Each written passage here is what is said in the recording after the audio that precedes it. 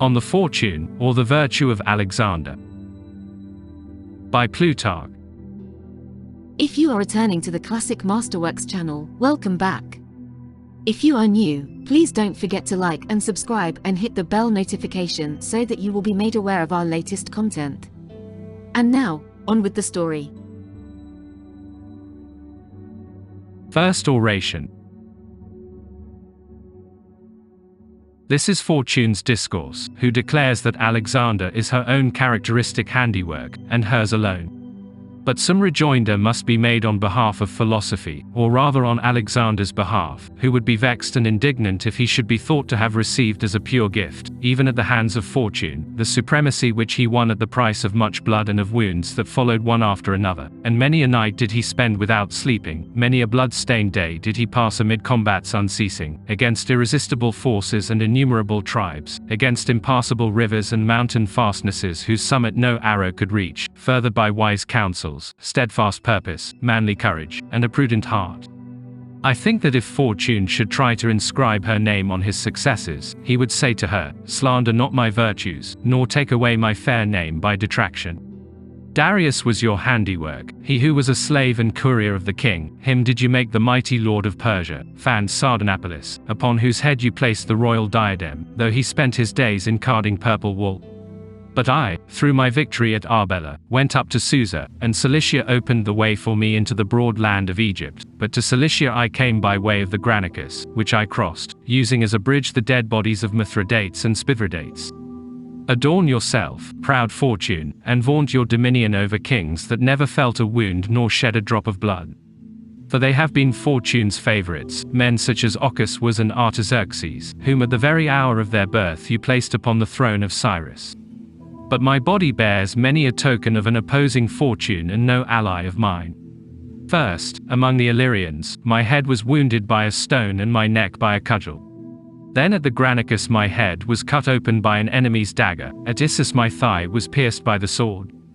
Next at Gaza my ankle was wounded by an arrow, my shoulder was dislocated, and I whirled heavily round and round. Then at Maracanda the bone of my leg was split open by an arrow. There awaited me towards the last also the buffetings I received among the Indians and the violence of famines. Among the Aspasians my shoulder was wounded by an arrow, and among the Gandradae my leg. Among the Malians, the shaft of an arrow sank deep into my breast and buried its steel, and I was struck in the neck by a cudgel, when the scaling ladders which we had moved up to the walls were battered down, and Fortune cooped me up alone, favoring ignoble barbarians and not illustrious adversaries with such an exploit. But if Ptolemy had not held his shield above me, and Limnius taking his stand before me had not fallen, a target for 10,000 shafts, and if my Macedonians had not overthrown the wall with spirit and main force, then that nameless village in a foreign land must needs have become the tomb of Alexander.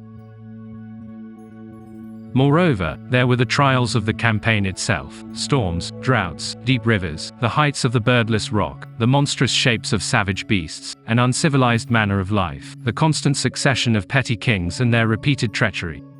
Then there were also the difficulties before his expedition. Greece was still gasping over Philip's wars, Thebes staggering to her feet after her fall, was shaking the dust of Chaeronea from her arms, and Athens was stretching forth a helping hand to join with Thebes.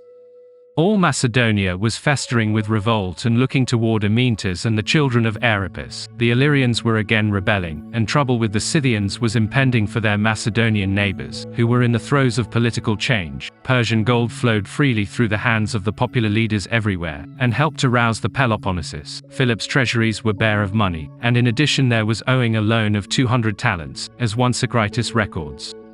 In such poverty and in circumstances fraught with such uncertainty, a stripling, scarcely older than a boy, had the daring to hope for Babylon and Susa, nay more, to conceive the project of dominion over all the world, relying only on the 30,000 foot and 4,000 cavalry which were his, for, according to Aristobulus, that was the full extent of their number. But King Ptolemy puts them at 30,000 foot and 5,000 horse, Anaximenes at 43,000 foot, 5,500 horse. And the great and glorious war chest which Fortune had ready for him was only 70 talents, as Aristobulus says, though Juries says it was provisioned for only 30 days. Was, then, Alexander ill-advised and precipitate in setting forth with such humble resources to acquire so vast an empire? By no means. For who has ever put forth with greater or fairer equipment than he, greatness of soul, keen intelligence, self-restraint, and manly courage, with which philosophy herself provided him for his campaign? Yes, the equipment that he had from Aristotle his teacher when he crossed over into Asia was more than what he had from his father Philip. But although we believe those who record that Alexander once said that the Iliad and the Odyssey accompanied him as equipment for his campaigns, since we hold Homer in reverence, yet are we to contemn anyone who asserts that the works of Homer accompanied him as a consolation after toil and as a pastime for sweet leisure, but that his true equipment was philosophic teaching, and treatises on fearlessness and courage, and self-restraint also, and greatness of soul? For of course it is obvious that Alexander wrote nothing on the subject of either syllogisms or axioms, nor did he have the opportunity of sharing the walks in the Lyceum, or of discussing propositions in the Academy. For it is by these criteria that those define philosophy who regard it as a theoretical rather than a practical pursuit. And yet even Pythagoras wrote nothing at all, nor did Socrates, nor Arcesilaus, nor Carneades, who were almost notable among philosophers. Nor were these philosophers continuously occupied with such tremendous wars, nor with spreading civilization among foreign princes, nor in establishing Grecian cities among savage nations, nor did they go on, instructing lawless and ignorant tribes in the principles of law and peace, but, even though they had leisure, they relinquished the writing of philosophy to sophists. Whence, then, comes our belief that they were true philosophers? Surely from what they said, or from the manner of life which they led, or from the principles which they taught. By these criteria let Alexander also be judged. For from his words, from his deeds, and from the instruction which he imparted, it will be seen that he was indeed a philosopher. And first, if you will, consider a matter entirely contrary to the general belief, and compare Alexander's pupils with those of Plato and Socrates. Plato and Socrates taught pupils of splendid natural endowment who spoke the same language, so that, even if the pupils understood nothing else, at least they understood the Greek tongue. And even so, Plato and Socrates did not win over many. But their pupils, such as Critias and Alcibiades and Cleitophon, were prone to spew the good word forth, as a horse the curbing bit, and turned him to other ways. But if you examine the results of Alexander's instruction, you will see that he educated the Hyrcanians to respect the marriage bond, and taught the Aracosians to till the soil, and persuaded the Sogdians to support their parents, not to kill them, and the Persians to revere their mothers and not to take them in wedlock. O wondrous power of philosophic instruction, that brought the Indians to worship Greek gods, and the Scythians to bury the dead, not to devour them. We admire Carneades' power, which made Cleitomachus, formerly called Hasdrubal, and a Carthaginian by birth, adopt Greek ways. We admire the character of Zeno, which persuaded Diogenes the Babylonian to be a philosopher. But when Alexander was civilizing Asia, Homer was commonly read, and the children of the Persians, of the Susianians, and of the Gedrosians learned to chant the tragedies of Sophocles and Euripides. And although Socrates, when tried on the charge of introducing foreign deities, lost his cause to the informers who infested Athens, yet through Alexander Bactria and the Caucasus learned to revere the gods of the Greeks. Plato wrote a book on the one ideal constitution, but because of its forbidding character he could not persuade anyone to adopt it, but Alexander established more than 70 cities among savage tribes, and sowed all Asia with Grecian magistracies, and thus overcame its uncivilized and brutish manner of living. Although few of us read Plato's laws, yet hundreds of thousands have made use of Alexander's laws, and continue to use them. Those who were vanquished by Alexander are happier than those who escaped his hand, for these had no one to put an end to the wretchedness of their existence, while the victor compelled those others to lead a happy life. Therefore it is even more just to reply Themistocles saying to the nations conquered by Alexander. For, when Themistocles in exile had obtained great gifts from Artaxerxes, Phand had received 3 cities to pay him tribute, one to supply his bread, another his wine, and a third his meat, he exclaimed, "My children, we should be ruined now, had we not been ruined before." Thus Alexander's new subjects would not have been civilized, had they not been vanquished. Egypt would not have its Alexandria, nor Mesopotamia its Seleucia, nor Sogdiana its Prophasia, nor India its Bucephalia, nor the Caucasus a Greek city hard by, for by the founding of cities in these places savagery was extinguished and the worse element, gaining familiarity with the better, changed under its influence. If, then, philosophers take the greatest pride in civilizing and rendering adaptable the intractable and untutored elements in human character, and if Alexander has been shown to have changed the savage natures of countless tribes, it is with good reason that he should be regarded as a very great philosopher. Moreover, the much-admired Republic of Zeno, the founder of the Stoic sect, may be summed up in this one main principle, that all the inhabitants of this world of ours should not live differentiated by their respective rules of justice into separate cities and communities, but that we should consider all men to be of one community and one polity, and that we should have a common life and an order common to us all, even as a herd that feeds together and shares the pasturage of a common field. This Zeno wrote, giving shape to a dream or, as it were, shadowy picture of a well-ordered and philosophic commonwealth, but it was Alexander who gave effect to the idea. For Alexander did not follow Aristotle's advice to treat the Greeks as if he were their leader, and other peoples as if he were their master, to have regard for the Greeks as for friends and kindred, but to conduct himself toward other peoples as though they were plants or animals, for to do so would have been to cumber his leadership with numerous battles and banishments and festering seditions. But, as he believed that he came as a heaven-sent governor to all, and as a mediator for the whole world, those whom he could not persuade to unite with him, he conquered by force of arms, and he brought together into one body all men everywhere, uniting and mixing in one great loving cup, as it were, men's lives, their characters, their marriages, their very habits of life. He bade them all consider as their fatherland the whole inhabited earth, as their stronghold and protection his camp, as akin to them all good men, and as foreigners only the wicked. They should not distinguish between Grecian and foreigner by Grecian cloak and targe, or scimitar and jacket, but the distinguishing mark of the Grecian should be seen in virtue, and that of the foreigner in iniquity. Clothing and food, marriage and manner of life they should regard as common to all, being blended into one by ties of blood and children. Now Demaratus the Corinthian, one of Philip's intimate friends, when he had seen Alexander in Susa, exclaimed with tears of joy that all the Greeks who had died before that hour had been deprived of a great joy, since they had not seen Alexander seated on the throne of Darius. But I swear that for my part one feel no envy because of this spectacle toward him that saw it, for it was but the handiwork of fortune, and the lot of other kings as well. But methinks I would gladly have been a witness of that fair and holy marriage rite, when he brought together in one golden canopied tent 100 Persian brides and 100 Macedonian and Greek bridegrooms, united at a common hearth and board. He himself, crowned with garlands, was the first to raise the marriage hymn as though he was singing a song of truest friendship over the union of the two greatest and most mighty peoples, for he, of one made the bridegroom, and at the same time of all the brides the escort, as a father and sponsor united them in the bonds of wedlock. Indeed at this sight I should have cried out for joy, O dullard Xerxes, stupid fool that spent so much fruitless toil to bridge the Hellespont. This is the way that wise kings join Asia with Europe. It is not by beams or rafts, nor by lifeless and unfeeling bonds, but by the ties of lawful love and chaste nuptials and mutual joy in children that they join the nations together. Considering carefully this order of affairs, Alexander did not favor the Median raiment, but preferred the Persian, for it was much more simple than the Median. Since he deprecated the unusual and theatrical varieties of foreign adornment, such as the tiara and the full-sleeved jacket and trousers, he wore a composite dress adapted from both Persian and Macedonian fashion, as Eratosthenes has recorded.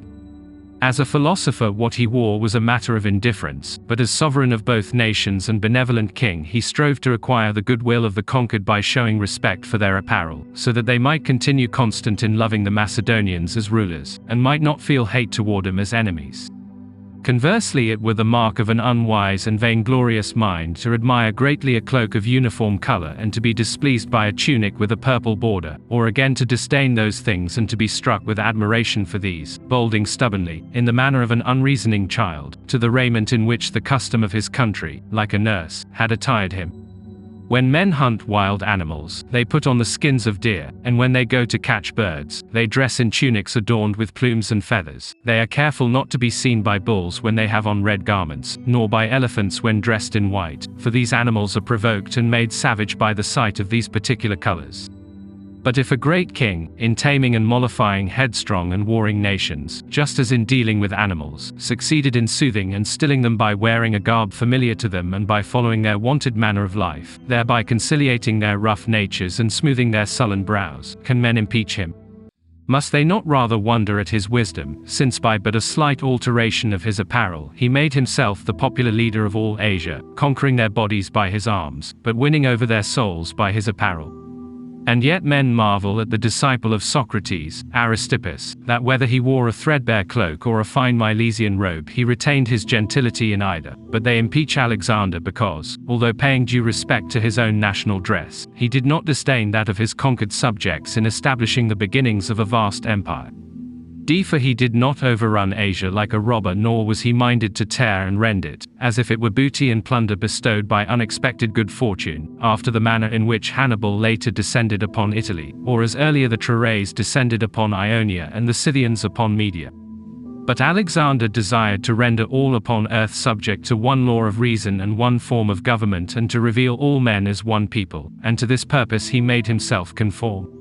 But if the deity that sent down Alexander's soul into this world of ours had not recalled him quickly, one law would govern all mankind, and they all would look toward one rule of justice as though toward a common source of light. But as it is, that part of the world which has not looked upon Alexander has remained without sunlight. Therefore, in the first place, the very plan and design of Alexander's expedition commends the man as a philosopher in his purpose not to win for himself luxury and extravagant living, but to win for all men concord and peace and community of interests. And, in the second place, let us examine his sayings too, since it is by their utterances that the souls of other kings and potentates also best reveal their characters. The elder Antigonus remarked to a certain sophist who put in his hands a treatise on justice, "You are a fool to say anything about justice when you see me smiting other people's cities." The despot Dionysius remarked that one should trick children with dice, but men with oaths. Upon the tomb of Sardanapalus is written, "These are still mine, what I ate, and my wanton love frolics." Who would not own that by these several sayings are revealed Sardanapalus' love of pleasure, Dionysius' impiety, and Antigonus' injustice and greed? But if you subtract from Alexander's sayings his crown, his relationship with Ammon, and his noble birth, they will appear to you as the utterances of a Socrates or a Plato or a Pythagoras. Let us, then, pay no heed to the proud boasts which the poets inscribed upon his portraits and statues, studying, as they were, to portray, not Alexander's moderation, but his power. Eager to speak seems the statue of bronze, up to Zeus as it gazes, "Earth I have set under foot, Zeus, keep Olympus yourself." And another man makes Alexander say, "I am the son of Zeus." These expressions, then, as I have said, the poets addressed to Alexander in flattery of his good fortune. But of the genuine sayings of Alexander we might first review those of his youth. Since he was the swiftest of foot of all the young men of his age, his comrades urged him to enter the Olympic Games. He asked if the competitors were kings, and when his friends replied that they were not, he said that the contest was unfair, for it was one in which a victory would be over commoners, but a defeat would be the defeat of a king. When the thigh of his father Philip had been pierced by a spear in battle with the Triballians, and Philip, although he escaped with his life, was vexed with his lameness, Alexander said, "Be of good cheer, father, and go on your way rejoicing, that at each step you may recall your valor." Are not these the words of a truly philosophic spirit which, because of its rapture for noble things, already revolts against mere physical encumbrances? How, then, think you, did he glory in his own wounds, remembering by each part of his body affected a nation overcome, a victory won, the capture of cities, the surrender of kings? He did not cover over nor hide his scars, but bore them with him openly as symbolic representations, graven on his body, of virtue and manly courage. And in the same spirit, if ever there chanced to be in hours of ease or at a banquet a comparison of the verses of Homer, each man choosing his favorite line, Alexander always judged this verse to be the greatest of all. "Both things is he, both a goodly king and a warrior mighty." This praise, which at the time it was written another had received, Alexander conceived to be a law for himself, so that he said of Homer that in this same verse he had honored the manly courage of Agamemnon and prophesied that of Alexander. Accordingly, when he had crossed the Hellespont, he went to see the site of Troy, imagining to himself the heroic deeds enacted there, and when one of the natives of the country promised to give him the lyre of Paris, if he wished it, Alexander said, "Of his lyre I have no need, for I already possess Achilles' lyre, to the accompaniment of which, as he rested from his labors, he sang the famed deeds of heroes." But the lyre of Paris gave forth an altogether weak and womanish strain to accompany his love songs. Thus it is the mark of a truly philosophic soul to be in love with wisdom and to admire wise men most of all, and this was more characteristic of Alexander than of any other king. His attitude toward Aristotle has already been stated, and it is recorded by several authors that he considered the musician Anaxarchus the most valuable of all his friends, that he gave 10,000 gold pieces to Pyrrhon of Elis the first time he met him, that he sent to Xenocrates, the friend of Plato, 50 talents as a gift, and that he made one Socrates, the pupil of Diogenes the Cynic, chief pilot of his fleet.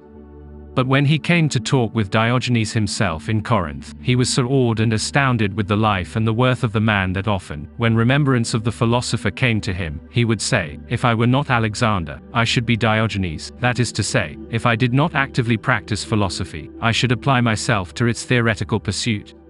He did not say, "If I were not a king, I should be Diogenes," nor, "If I were not rich and an Argid," for he did not rank fortune above wisdom, nor a crown and royal purple above the philosopher's wallet and threadbare gown.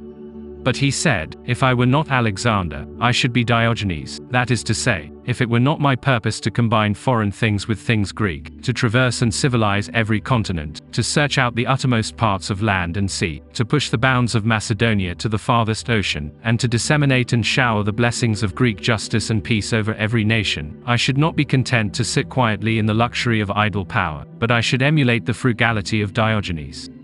But as things are, forgive me, Diogenes, that I imitate Heracles, and emulate Perseus, and follow in the footsteps of Dionysus, the divine author and progenitor of my family, and desire that victorious Greeks should dance again in India and revive the memory of the Bacchic revels among the savage mountain tribes beyond the Caucasus. Even there it is said that there are certain holy men, a law unto themselves, who follow a rigid gymnosophy and give all their time to God. They are more frugal than Diogenes, since they have no need of a wallet. For they do not store up food, since they have it ever fresh and green from the earth. The flowing rivers give them drink, and they have fallen leaves and grassy earth to lie upon. Because of me even those faraway sages shall come to know of Diogenes, and he of them. And I also, like Diogenes, must alter the standard of coinage and stamp foreign states with the impress of Greek government. Very well. Do Alexander's actions, then, reveal the caprice of fortune, the violence of war, the might of conquest, or do they rather reveal the great courage and justice, the great restraint and mildness together with the decorous behavior and intelligence, of one who did all things with sober and sane judgment? For, by heaven, it is impossible for me to distinguish his several actions and say that this betokens his courage, this his humanity, this his self-control, but everything he did seems the combined product of all the virtues, for he confirms the truth of that principle of the Stoics which declares that every act which the wise man performs is an activity in accord with every virtue, and although, as it appears, one particular virtue performs the chief role in every act, yet it but heartens on the other virtues and directs them toward the goal. Certainly one may observe that in Alexander the warlike is also humane, the mild also manly, the liberal provident, the irascible placable, the amatory temperate, his relaxation not idle, and his labors not without recreation. Who but he combined festivals with wars, campaigns with revels, Bacchic rites and weddings and nuptial songs with sieges and battlefields? Who was ever more hostile to wrongdoers or kinder to the unfortunate? Who more stern to his opponents or more indulgent to petitioners? It occurs to me to introduce here an incident touching Porus. For when Porus was brought as a captive before Alexander, the conqueror asked how he should treat him. "Like a king, Alexander," said Porus. When Alexander asked again if there were nothing else, "No," said he, "for everything is included in that word." And it naturally occurs to me also to exclaim over each of Alexander's deeds, like a philosopher. For in this is included everything. He became enamored of Roxane, the daughter of Oxyates, as she danced among the captive maidens, yet he did not offer any violence to her, but made her his wife. Like a philosopher, when he saw Darius pierced through by javelins, he did not offer sacrifice nor raise the paean to indicate that the long war had come to an end, but he took off his own cloak and threw it over the corpse as though to conceal the divine retribution that waits upon the lot of kings. Like a philosopher, once when he was reading a confidential letter from his mother, and Hephaestion, who, as it happened, was sitting beside him, was quite openly reading it too, Alexander did not stop him, but merely placed his own signet ring on Hephaestion's lips, sealing them to silence with a friend's confidence. Like a philosopher, for if these actions be not those of a philosopher, what others are? But let us compare the actions of men who are admitted to be philosophers. Socrates forbore when Alcibiades spent the night with him.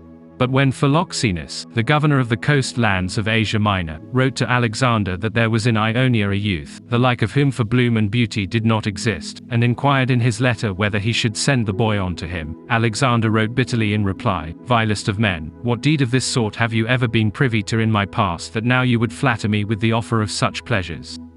We admire Xenocrates because he would not accept the gift of 50 talents which Alexander sent him. But shall we not admire the giving of it? Or do we think that he who does not welcome a gift and he who bestows it are not at one in their contempt for money? Because of philosophy Xenocrates had no need of wealth, and because of philosophy Alexander had need of wealth that he might lavish it upon such men. How many times has Alexander said this when forcing an attack amid a shower of missiles? And yet we believe that all men are endowed with the capacity to form right judgments. For nature of herself is prone to lead men toward the good. But philosophers differ from common persons in having their powers of judgment strong and firm to face danger, since the common man is not fortified by conceptions such as these, best is one omen, and death is the end for all men, but crises destroy all his calculations in the face of danger, and the fantastic imaginings of perils close at hand dispel his powers of judgment. For not only does fear, as Thucydides says, drive out memory, but it also drives out every purpose and ambition and impulse, unless philosophy has drawn her cords about them. Second oration. Yesterday we forgot, it seems, to remark that the age of Alexander had the good fortune to produce both many artistic achievements and many men of great talent. Perhaps, however, this was not part of Alexander's good fortune, but rather that of the artists, to have obtained as witness and spectator of their achievements the man who was both best able to judge of their success and to reward them most liberally. At any rate, it is said that, when Archestratus, a poet of a later age, who, though an accomplished writer, was passing his days in poverty and neglect, someone remarked to him, "If you had been born in Alexander's time, for every verse he would have given you a Cyprus or a Phoenicia." And I think that the foremost of the artists of that age became so, not because they lived in Alexander's day, but through what Alexander did for them. For a good climate and a lightness of the surrounding air produces a bountiful harvest, and likewise the favor, esteem, and benignity shown by a king evokes a rich increase in the arts and in men of talent.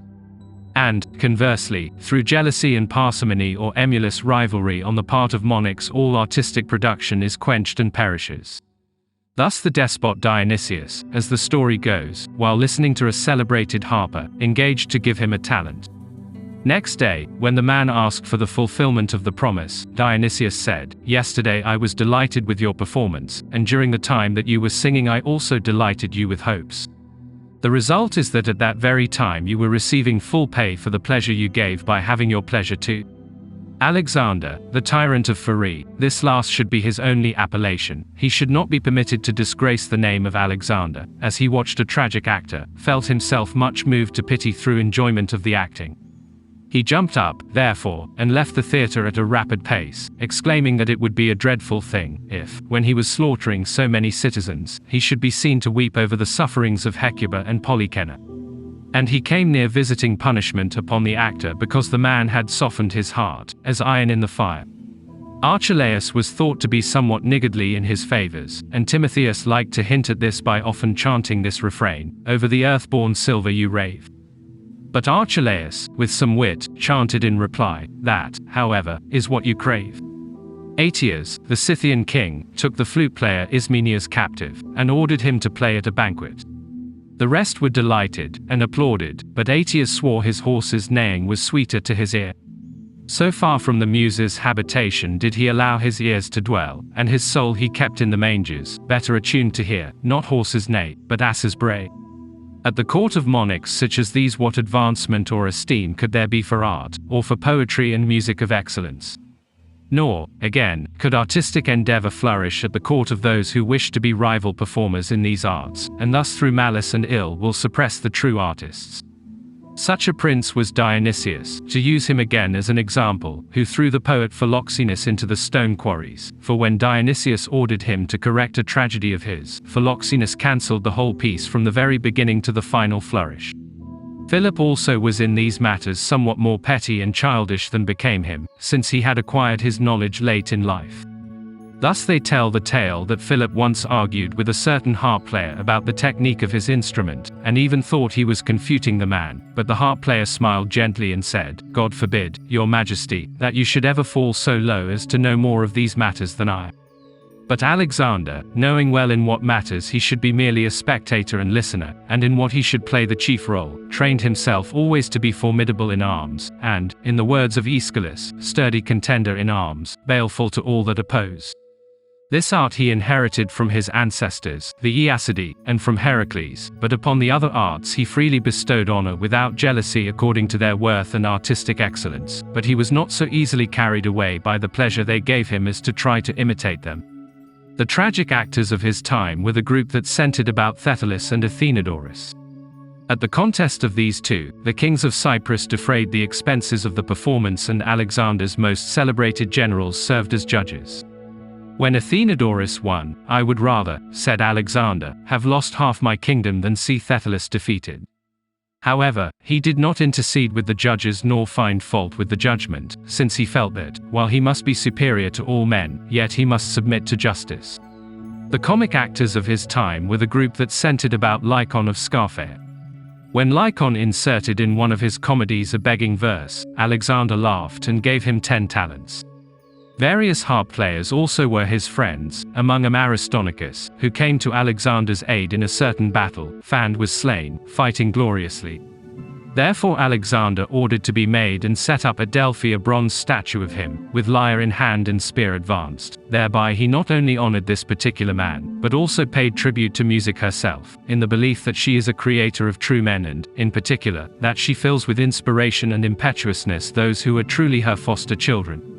For once upon a time, when Antigonides was playing on his flute the chariot song, Alexander became so transported, and his spirit so inflamed by the strains, that he leapt up and laid hands upon the weapons that lay near, and thus confirmed the testimony of the Spartans who used to sing, "The noble playing of the lyre is meet to match the sword." Apelles the painter and Lysippus the sculptor also lived in the time of Alexander. The former painted, Alexander wielding the thunderbolt, so vividly and with so natural an expression, that men said that, of the two Alexanders, Alexander, son of Philip, was invincible, but the Alexander of Apelles was inimitable. And when Lysippus modeled his first statue of Alexander, which represented him looking with his face turned towards the heavens, as indeed Alexander often did look, with a slight inclination of his head to one side, someone engraved these verses on the statue, not without some plausibility. Eager to speak seems the statue of bronze, up to Zeus as it gazes, "Earth I have set under foot, Zeus, keep Olympus yourself." Wherefore Alexander gave orders that Lysippus only should make statues of him.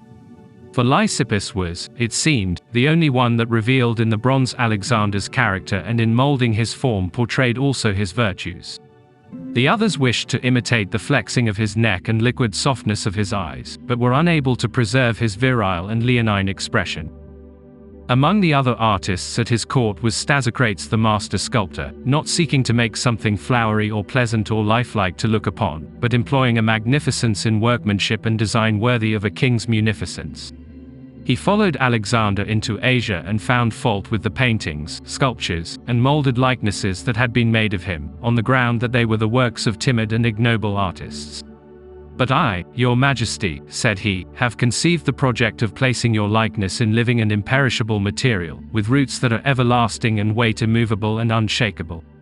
For Mount Athos in Thrace, in that part where is its highest and most conspicuous summit, has well-proportioned surfaces and heights, limbs and joints and proportions that suggest the human form.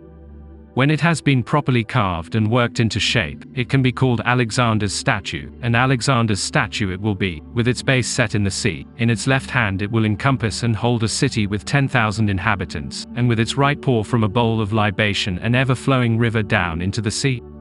But as for gold and bronze, ivory, wooden timbers, and dyes, which make those paltry images that can be bought and sold, stolen, or melted down, let us reject them all. Alexander listened to his words and admired but declined with thanks the lofty designs and the boldness of the artist. But, said he, let Athos remain as it is. It is enough that it be the memorial of the arrogance of one king, but my imprint the Caucasus shall show, and the Emodian range and the Tanais and the Caspian Sea, these will be the image of my deeds. But imagine, pray, that such a work had been completed and made evident to men's eyes. Is there anyone who could look upon it and suppose that the form, the arrangement, and the appearance were created by fortune and accident? No one, I think. What of Apelles, wielder of the thunderbolt?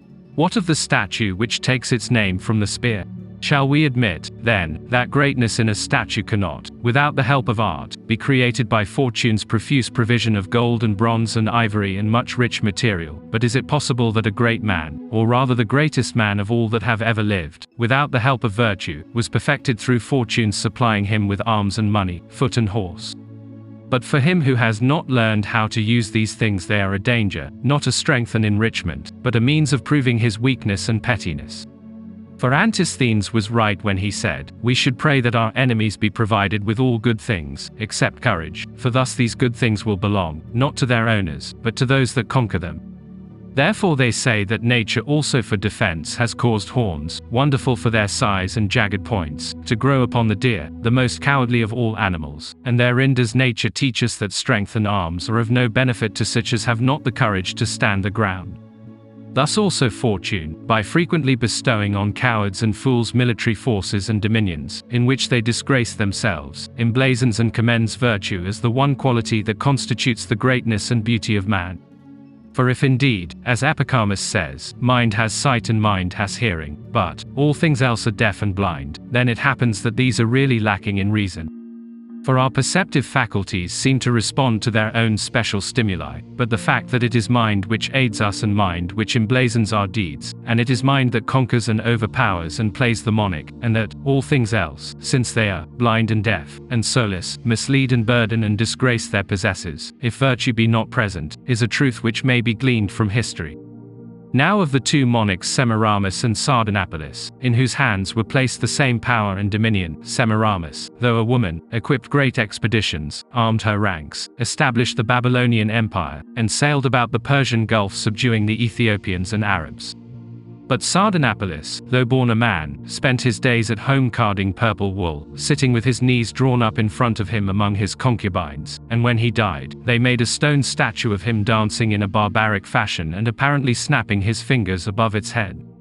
They engraved upon it, eat, drink, and sport with love, all else is naught. When Crates saw a golden statue of Phryne the courtesan standing at Delphi, he cried out that it stood there as a monument to Greek licentiousness, and thus if one examine either the life or the tomb of Sardanapalus, for I think there is no difference between them, one would say that they are a monument to the bounty of fortune. But if this be so, shall we allow fortune to lay hold upon Alexander after Sardanapalus, and to lay claim to Alexander's greatness and power? For what greater gift did she bestow on him than those which other monarchs received at her hands, arms, horses, missiles, money, guardsmen? Let fortune endeavor to make an Aridaeus great by these, if she can, or an Ochus or Orzas or Tigranes the Armenian, or the Bithynian Nicomedes. Of these Tigranes cast down his crown before the feet of Pompey and ignominiously received back his kingdom, which had become the spoil of war. But Nicomedes shaved his head and put on the freedman's cap and proclaimed himself an emancipated slave of the Roman people. Shall we say, then, that fortune makes men petty, timid, and abject in spirit? Yet it is not right for anyone to charge baseness to misfortune, or courage and intelligence to good fortune, but fortune was magnified by Alexander's reign, for in him she was illustrious, invincible, magnanimous, inoffensive, and humane. Then, immediately after Alexander's decease, Leosthenes said that his forces, as they wandered here and there and fell foul of their own efforts, were like the Cyclops after his blinding, groping about everywhere with his hands, which were directed at no certain goal. Even thus did that vast throng roam about with no safe footing, blundering through want of a leader. Or rather, in the manner of dead bodies, after the soul departs, when they are no longer held together by natural forces, but undergo dispersion and dissolution, and finally are dissipated and disappear altogether. Even so Alexander's forces, having lost him, maintained a gasping, agitated, and fevered existence through men like Perdiccas, Meleager, Seleucus, and Antigonus, who, as it were, provided still a warm breath of life and blood that still pulsed and circulated. But at length the host wasted away and perished, generating about itself maggots, as it were, of ignoble kings and rulers in their last death struggle. This, then, it is likely that Alexander himself meant when he rebuked Hephaestion for quarreling with Craterus. What, said he, will be your power and your achievements if someone deprive you of Alexander? But I, for my part, shall not hesitate to say this very thing to the fortune that presided over Alexander's career. What is your greatness or your repute? Where is your power or your invincibility, if someone deprive you of Alexander? Be that is to say, if someone deprive you of your skill in arms, your munificent use of riches, your self-restraint in expending them, your boldness against your foes in battle, your mildness towards the vanquished. Make another great, if you can, but one that shall not be generous with his substance, nor court danger in the front ranks, nor give honor to his friends, nor feel pity for his captives, nor be temperate in his pleasures, nor sleepless in crises, nor placable in his victories, nor humane amid his successes. What man is great in the exercise of power, if folly and wickedness attend him?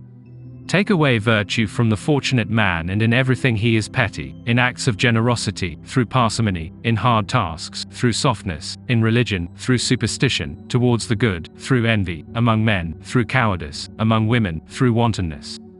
Just as inexpert artisans, who construct large pedestals for petty offerings, make the smallness of the offerings noticeable, so fortune, whenever she elevates a petty character by acts that have a certain pomp and circumstance, makes the more conspicuous and disgraceful the blundering and instability that result from a shallow character.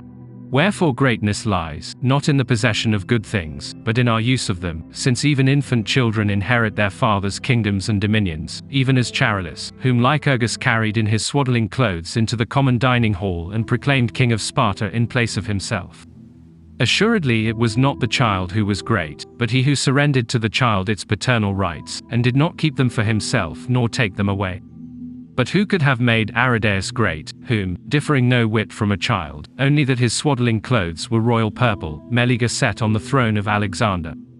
And indeed it was well that he did so, that for a few days it might be observed how it is that men rule by right of virtue and how by gift of fortune. For in succession to a real competitor for sovereignty Meleager introduced a mere actor, or rather, did a mute figure wearing a crown parade across the stage, as it were, of the inhabited world. Even a woman can carry a burden if a man impose it upon her.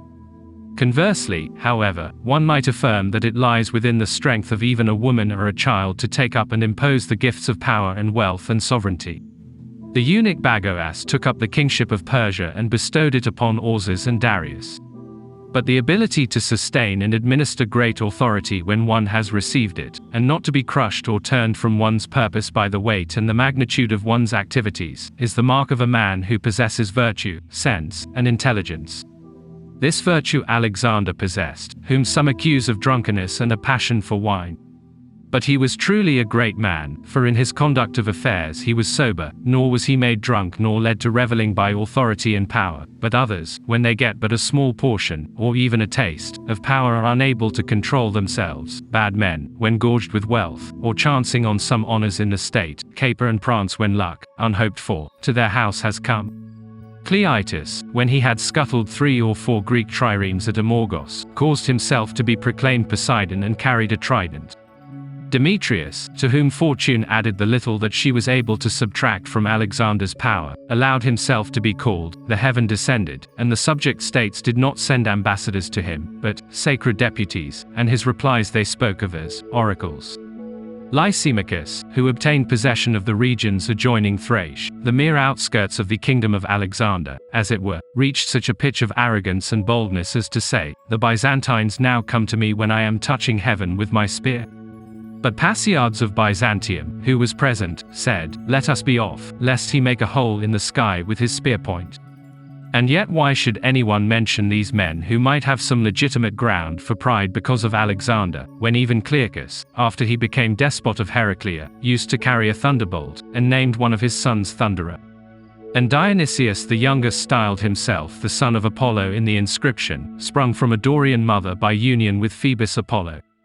And Dionysius's father killed 10,000 or more citizens, and, led on by envy, betrayed his brother to the enemy, nor could he wait for his already aged mother to die a few days later, but strangled her. Yet in one of his tragedies he wrote these words, "The mother of foul wrong is tyranny." Notwithstanding, of his daughters he named one virtue, another temperance, a third justice.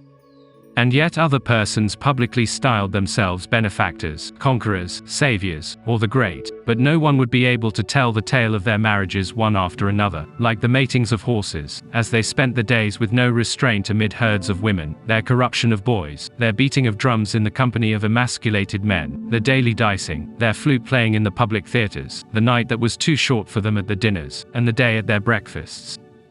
But Alexander took his breakfast at daybreak seated, he dined late in the evening, he drank only after sacrificing to the gods, he played dice with Medius when he had a fever, he played games while traveling, at the same time also learning to wield a bow and mount a chariot.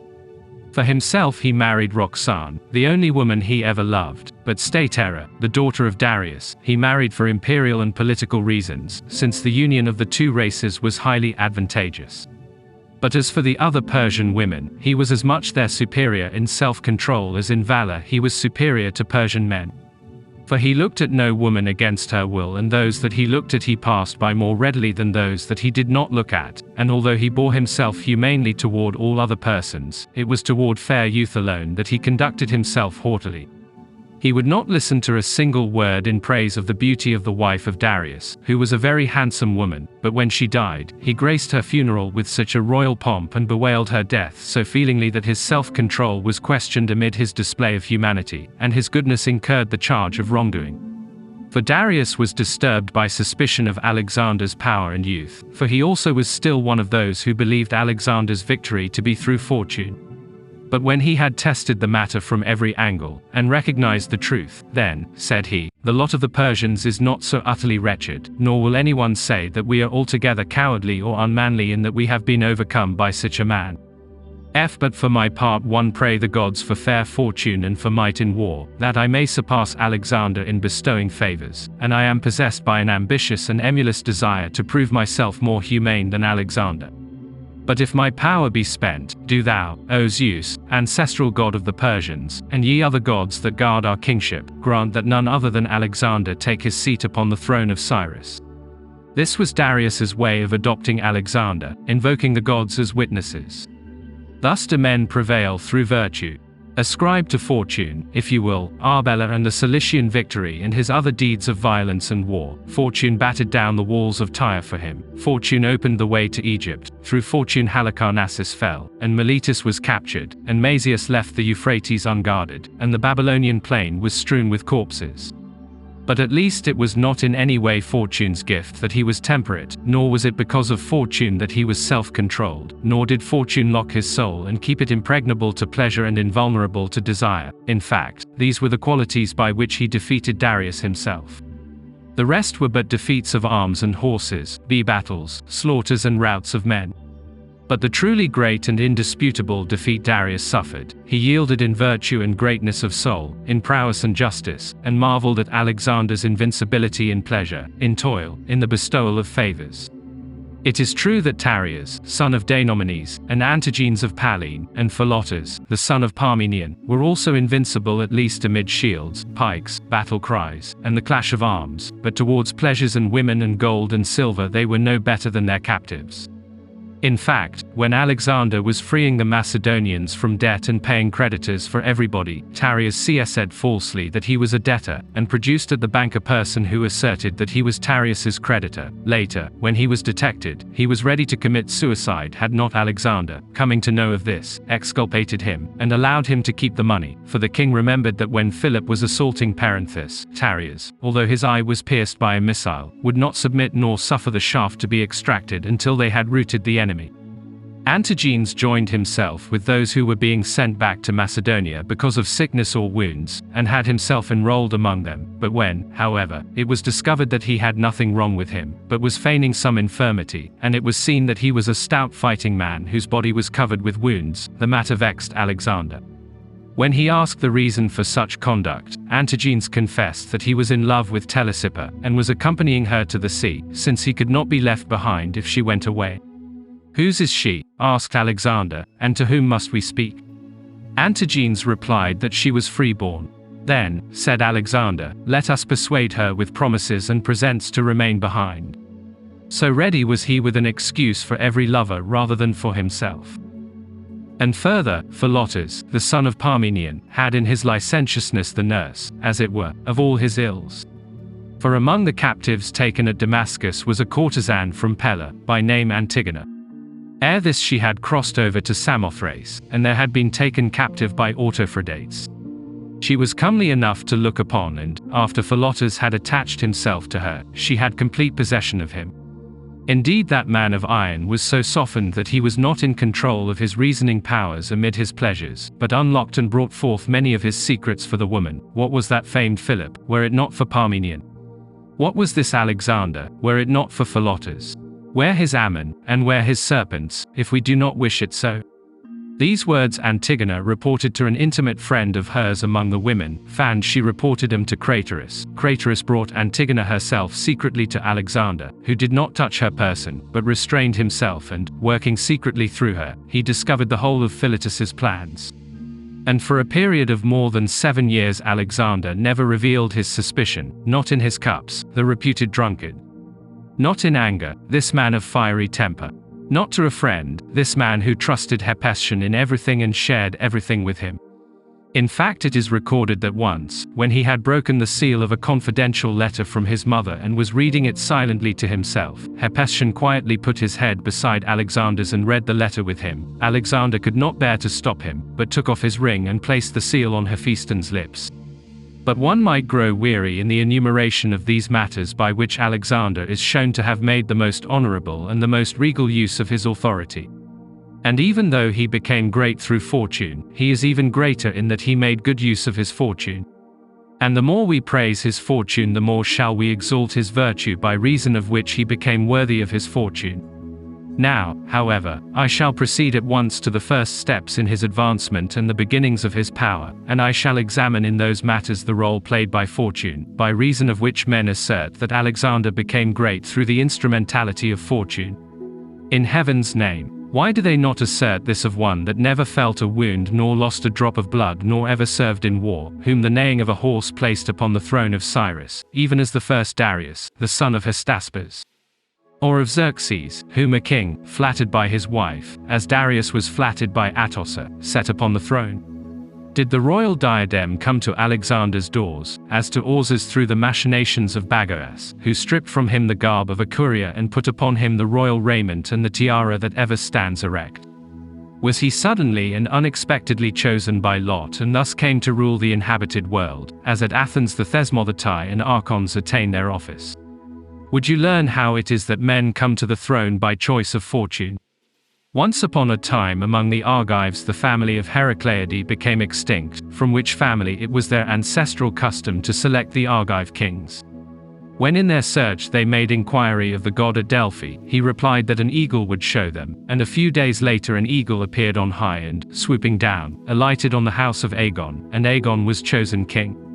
Again in Paphos, when the reigning king was seen to be unjust and wicked, Alexander expelled him and searched for another, since the family of Cineridae appeared to be already passing away or extinct. However, they told him that there still survived one poor and obscure person, who eked out a forsaken existence in a certain garden. Men were sent to fetch him, and, when they arrived, he was found watering his garden plots, and he was much perturbed when the soldiers laid hands on him and ordered him to come with them. He was brought before Alexander and, dressed as he was in a single cheap garment, he was proclaimed king, and received the royal purple, and became one of those who are styled the king's companions. His name was Abdalonymus. Thus does shifting fortune create kings, change their raiment, and quickly and easily alter the status of men who expect nothing of the sort, and do not even hope for it. But what greatness did Alexander acquire beyond his just merits, what without sweat, what without blood, what without a price, what without labor? He drank rivers fouled with blood, crossed streams bridged by dead bodies, through hunger ate the first grass that he saw, dug through nations buried in deep snow and cities built beneath the earth, sailed over a battling sea, and as he traversed the parching strands of Gedrosia and Arachosia, it was in the sea, not on the land, that first he saw a living plant. If to fortune, as to a human being, one might present frankness in Alexander's behalf, would she not say, when and where did you ever vouchsafe a way for the exploits of Alexander? What fortress did he ever capture by your help without the shedding of blood? What city unguarded or what regiment unarmed did you deliver into his hands? What king was found to be indolent, or what general negligent, or what watchman asleep at the gate? But no river was easy to cross, no storm was moderate, no summer's heat was without torment. Betake yourself to Antiochus, the son of Seleucus, or to Artaxerxes, the brother of Cyrus, depart to Ptolemy Philadelphus. Their fathers, while yet alive, proclaimed them kings, they won battles that did not cost a tear, they made merry all their lives in processions and theatres, and every one of them, because of good fortune, grew old upon the throne. But in the case of Alexander, though I were to mention nothing else, behold his body gashed with wounds tip to toe, bruised all over, smitten at the hands of his enemies, now with the spear, now the sword, now with mighty masses of boulders. On the banks of the Granicus his helmet was cleft through to his scalp by a sword, at Gaza his shoulder was wounded by a missile, at Maracanda his shin was so torn by an arrow that by the force of the blow the larger bone was broken and extruded. Somewhere in Hyrcania his sight was dimmed, and for many days he was haunted by the fear of blindness. Among the Assychenians his ankle was wounded by an Indian arrow, that was the time when he smilingly said to his flatterers, "This that you see is blood, not a core, that which flows from the wounds of the blessed immortals." At Issus he was wounded in the thigh with a sword, as Chares states, by Darius the king, who had come into hand-to-hand conflict with him. Alexander himself wrote of this simply, and with complete truth, in a letter to Antipater. I myself happened, he writes, to be wounded in the thigh by a dagger. But nothing untoward resulted from the blow either immediately or later. Among the Malians he was wounded in the breast by an arrow, 3 feet long, which penetrated his breastplate, and someone rode up under him, and struck him in the neck, as Aristobulus relates. When he had crossed the Tanais against the Scythians and had routed them, he pursued them on horseback, and 150 stades, though he was grievously distressed with diarrhea. Well done, Fortune! You exalt Alexander and make him great by running him through from every side, by making him lose his footing, by laying open every portion of his body. Not like Athena before Menelaus did you guide the missile to the stoutest parts of his armor, and by breastplate, belt, and kilt take away the intensity of the blow, which only grazed his body with force enough to cause blood to flow, but you exposed to the missiles the vital portions of Alexander's body unprotected, you drove home the blows through his very bones, you circled around his body, you laid siege to his eyes and his feet, you hindered him in pursuing his foes, you endeavored to strip him of his victories, you upset his expectations. No other king seems to me to have felt the hand of fortune more heavily upon him, even though on many it has fallen harshly and malignantly. But like a thunderbolt it cut down the other rulers, and destroyed them. Toward Alexander, however, fortune's ill will became but contentious and quarrelsome and hard to overpower, even as it was toward Heracles. For what manner of Typhons or monstrous giants did she not raise up to repose him? Whom of his foes did she not fortify with a vast supply of weapons or deep rivers or jagged cliffs or the might of beasts from foreign lands? But if Alexander's thought had not been set on high emprise, if it had not derived its impelling force from great virtue, and had not refused to submit to defeat in its wrestling with fortune, would he not have grown tired and weary of marshalling and arming his forces, weary of his sieges and pursuits, famid unnumbered revolts, desertions, and riots of subject peoples, defections of kings, against Bactria, Maracanda, Sogdiana, as if he were cutting off the heads of a hydra which ever grew again in renewed wars among these faithless and conspiring peoples? I shall be thought to be making a strange statement, yet what I shall say is true. It was because of fortune that Alexander all but lost the repute of being the son of Ammon. For what offspring of the gods could have toiled through such hazardous, toilsome, and painful labors save only Heracles, the son of Zeus? But it was one arrogant man who imposed upon Heracles the task of capturing lions, of pursuing wild boars, of frightening off birds so that he might not have time to go about performing greater deeds, such as punishing men like Antaeus and stopping creatures like Busiris from their abominable murders. But upon Alexander it was virtue who laid the kingly and godlike labor, the end and aim of which was not gold, carried about by countless camels, nor Persian luxury, banquets, and women, nor the wine of Chalybon, nor the fish of Hyrcania, but to order all men by one law and to render them submissive to one rule, accustomed to one manner of life. The desire which he cherished to accomplish this task was implanted in him from childhood, and was fostered and increased with the years that passed. Once, when ambassadors came from the Persian king to Philip, who was not at home, Alexander, while he entertained them hospitably, asked no childish questions, as the others did, about the vine of gold, or the hanging gardens, or how the great king was arrayed, but he was completely engrossed with the most vital concerns of the dominion, asking how large was the Persian army, where the king stationed himself in battle, even as the famed Odysseus asked, where are his arms that he wields in the battle, and where are his horses, and which roads were the shortest for travelers going inland from the sea, so that the strangers were astounded and said, "This boy is a great king, our king is only wealthy." But after Philip's end, when Alexander was eager to cross over and, already absorbed in his hopes and preparations, was hastening to gain a hold upon Asia, fortune, seizing upon him, blocked his way, turned him about, dragged him back, and surrounded him with countless distractions and delays. First she threw into the utmost commotion the barbarian elements among his neighbors, and contrived wars with the Illyrians and Triballians. By these wars he was drawn from his Asiatic projects as far away as the portion of Scythia that lies along the Danube, when, by sundry maneuvers, he had subjugated all this territory with much danger and great struggles, he was again eager and in haste for the crossing. Again, however, fortune stirred up Thebes against him, and thrust in his pathway a war with Greeks, and the dread necessity of punishing, by means of slaughter and fire and sword, men that were his kith and kin, a necessity which had a most unpleasant ending. After this he crossed with provision for 30 days, as Philocus relates, but Aristobulus says, with 70 talents. He divided the greater part of his possessions at home and his royal revenues among his friends. Perdiccas alone would take nothing when Alexander offered, but asked, "What are you leaving for yourself, Alexander?" And when Alexander replied, "High hopes," then, said Perdiccas, "We shall also share in these, for it is not right to take your possessions, but right to wait in expectation of those of Darius." What, then, were the hopes on which Alexander relied when he crossed into Asia? Not a force counted by means of a wall that would hold a city of men, nor fleets that sailed through mountains, nor scourges or fetters, insane and barbaric implements for chastising the sea, but externally they were the great ambition in his little army, mutual rivalry of hot youth, competition for repute and excellence among his companions. And within himself he had his own high hopes, reverence for the gods, fidelity towards his friends, frugality, self-control, experience, fearlessness toward death, high courage, humanity, affability, integrity of character, constancy in counsel, quickness in execution, the height of good repute, and a disposition to gain his end in everything honorable.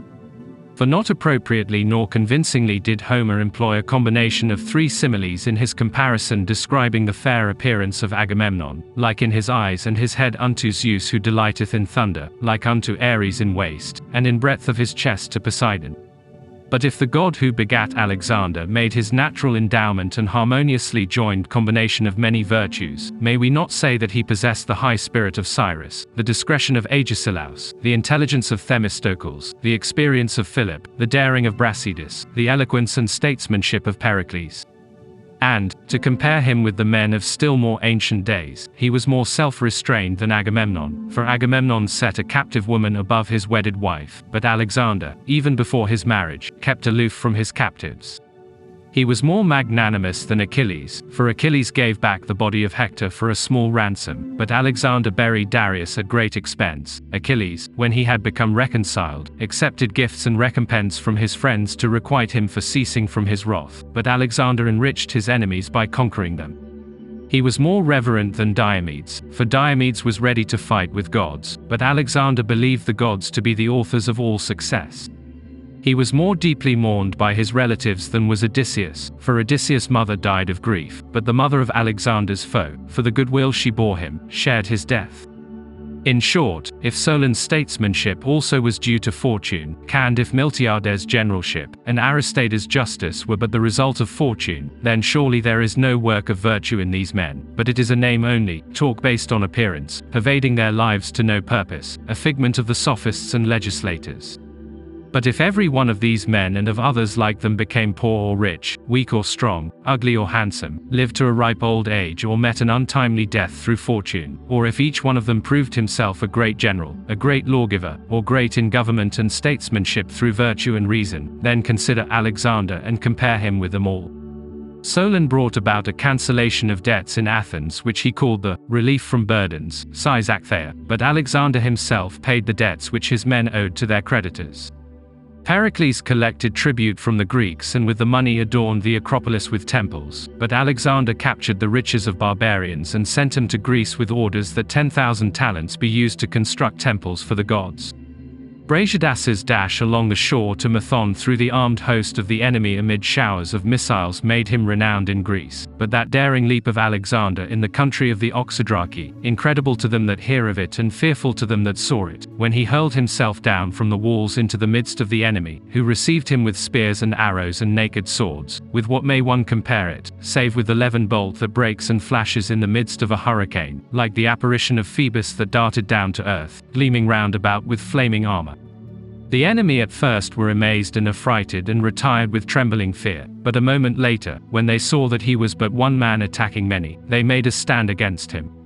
There indeed fortune made manifest great and splendid results of her kindliness toward Alexander, when she cast him into an insignificant foreign town and shut him in and fenced him round about. And when his men were earnestly trying to bring help from without and were attempting to scale the walls, fortune, by breaking and shattering their ladders, took away their foothold and hurled them from the walls.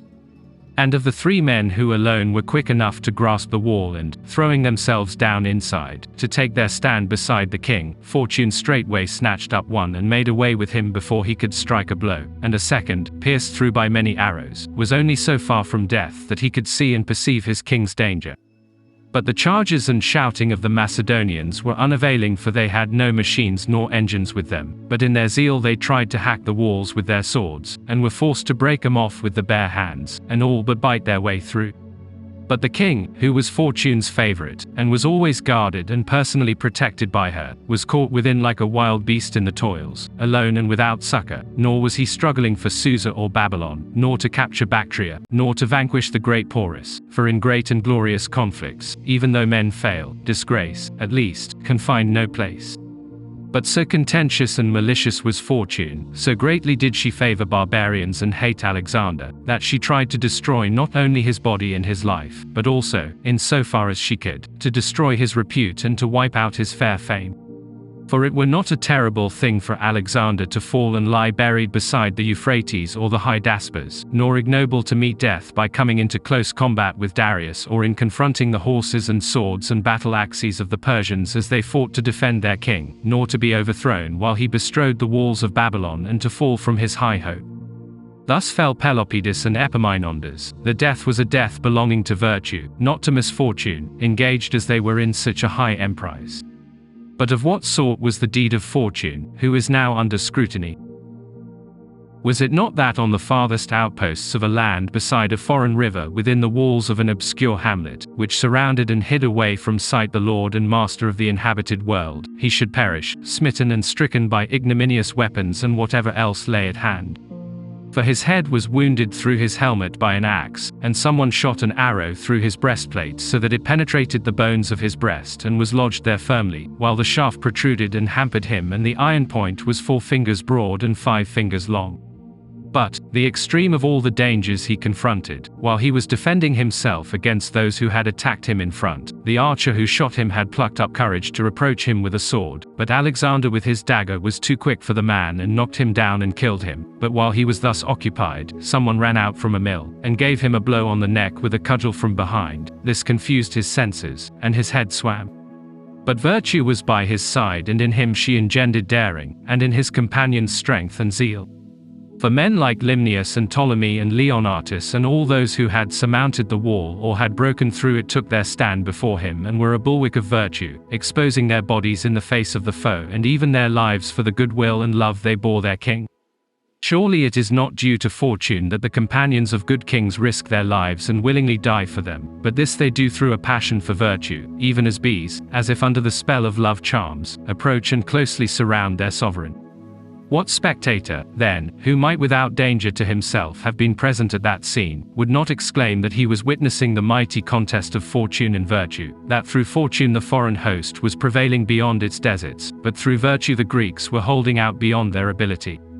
And if the enemy gains the upper hand, this will be the work of fortune or of some jealous deity or of divine retribution, but if the Greeks prevail, it will be virtue and daring, friendship and fidelity, that will win the guerdon of victory. These were, in fact, the only support that Alexander had with him at this time, since fortune had put a barrier between him and the rest of his forces and equipment, fleets, horse, and camp. Finally, the Macedonians routed the barbarians, and, when they had fallen, pulled down their city on their heads. But this was no help to Alexander, for he had been hurried from the field, arrow and all, and he had the shaft in his vitals. The arrow was as a bond or bolt holding his breastplate to his body. And when they tried forcibly to pull it out of the wound by the roots, as it were, the iron would not budge, since it was lodged in the bony part of the breast in front of the heart. They did not dare to saw off the protruding portion of the shaft, since they were afraid that the bone might be split by the jarring and cause excruciating pain, and that an internal hemorrhage might result. But when Alexander perceived the great perplexity and hesitation, he himself tried with his dagger to cut off the arrow close to his breastplate, but his hand was unsteady and affected by a torpid languor from the inflammation of the wound. Accordingly, with encouraging words he urged those that were unwounded to take hold and not to be afraid, and he railed at some who were weeping and could not control themselves. Others he branded as deserters, since they had not the courage to come to his assistance. And he cried aloud to his companions, "Let no one be faint-hearted even for my sake. For it will not be believed that I do not fear death, if you fear death for me." Thank you for watching. We hope to see you again, here at the Classic Masterworks channel.